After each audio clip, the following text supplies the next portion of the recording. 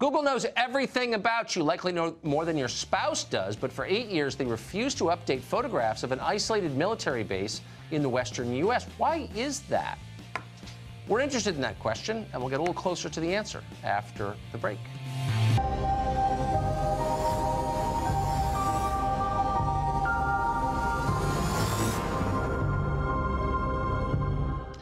Well, for years now, Google has been photographing and buying photographs of the Earth's surface taken from space and uploading them online as part of its Google Earth program. Images of the United States are regularly updated, quite frequently, with one major exception.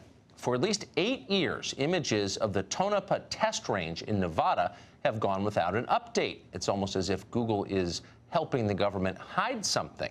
If they were hiding something, what might it be? Nick Pope is a journalist. He spent many years investigating UFO sightings for the British government. He joins us tonight. Nick, thanks very much for coming on.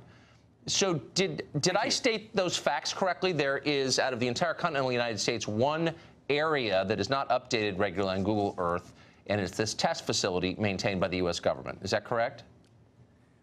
That is correct, yes. It is very close to the infamous Area 51, which is, of course, where UFO enthusiasts say that whatever it was that crashed at Roswell in 1947 was taken. The Tonopah test range is about 70 miles away from Area 51. And again, it is one of the most secret places on the face of the planet. UFO enthusiasts and the conspiracy community say that's where the aliens are. That's where the UFOs that we're trying to develop are being test flown. Aviation enthusiasts say no, it's simply a site where the next generation of prototype aircraft, drones, and perhaps hypersonic weapons are tested. But there was a blind spot for years. Is there any evidence that the first camp is right or onto something? Is there any evidence that the U.S. government does have knowledge of UFOs that hasn't been shared with the public? Well, this all ties back to these recent revelations about the Pentagon's UFO program.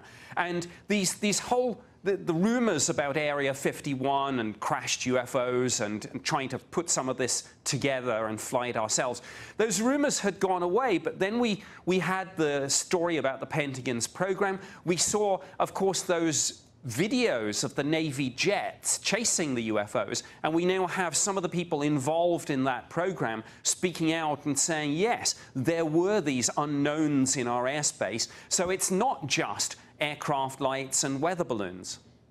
Interesting. Is there any indication of what it is then, if it's not just aircraft lights and weather balloons? Well, we don't know, and the whole trouble with this, and this really links these two stories of the Tonopah test range and the Pentagon program. There has been this blurring of the lines, even the phraseology. The Pentagon's project was called Advanced Aerospace Threat Identification Program. So, as I say, you've got this blurring of the lines between what is just our cutting-edge technology and what really might be, if some of these rumors are true, from somewhere else. What's so confusing, and of course I think that DOD, the Pentagon, has every right and in fact an obligation to keep projects it's working on secret, but it's not clear why so much material, so many documents from 50 years ago, 40 years ago, 20 years ago would remain classified to this day. What could be the explanation for that? Well, first of all, I absolutely agree with you on secrecy. I mean, I'm not calling for this to be opened up, even though a couple of more recent photos have now been put on Google Earth. But everything you put out there, of course, the Russians can see it, the Chinese can see it, everyone can see it. So we need to be mindful of that. I don't know what is out there, and I think the good news is that finally we're getting some U.S. Congress interest in this. The Senate Armed Services Committee are now looking into those Navy videos that we've seen and discussed. And the House Armed Services Committee, they're looking at the Pentagon's program to say, what did we get for our taxpayers' dollars here? Last question. Do you think the president and maybe some committee chairman would have knowledge of this? They have a right to know. Do you think they do know the answers?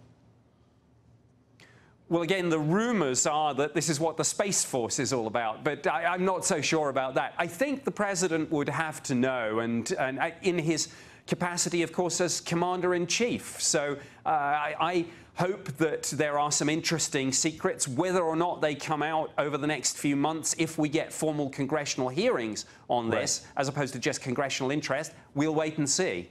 Yeah, well, there are definitely interesting secrets out there. The question is, will we find out what they are? Nick Pope, I know you will find out first, and I hope you'll tell us on the show. Thank you. Thanks. The truth is out there. Back tomorrow night with more truth.